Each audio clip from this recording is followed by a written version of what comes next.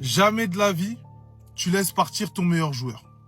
Jamais de la vie, tu laisses partir ton meilleur joueur.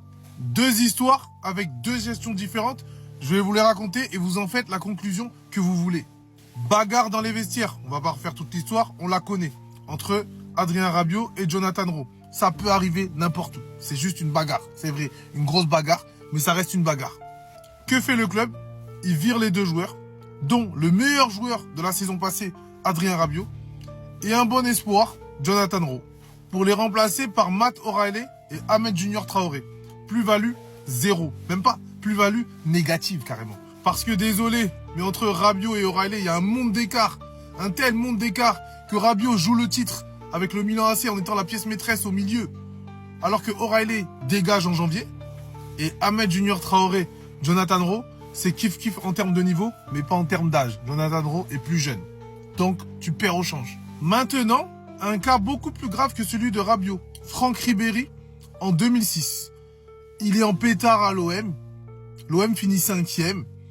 Il va en Coupe du Monde. Il fait une Coupe du Monde incroyable avec la France en 2006, où il va en finale et se révèle aux yeux du monde. Il revient. Et avant le début de la saison, qu'est-ce qu'il fait? Il va sur le JT de TF1 et dit à tout le monde devant toute la France: je veux jouer dans un grand club avec de grands joueurs. Il cite pas le nom du club, mais c'était l'Olympique Lyonnais, qui était la meilleure équipe en France, qui prenait le championnat tous les ans, qui jouait la Ligue des Champions, qui tapait le Real Madrid, etc. Manque de respect pour Pape Diouf. Gros manque de respect. Si ça avait été Pablo Longoria sur ce cas, Ribéry, illico presto, fin de contrat. Soit on le vend vite, justement, on s'en débarrasse.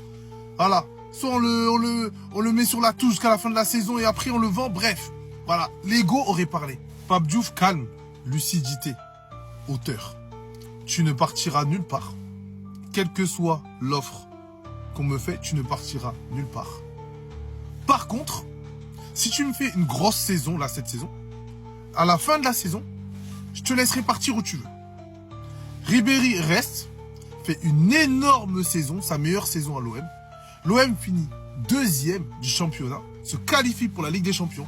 Ribéry est transféré à 30 millions d'euros, qui était une énorme somme à l'époque, au Bayern Munich.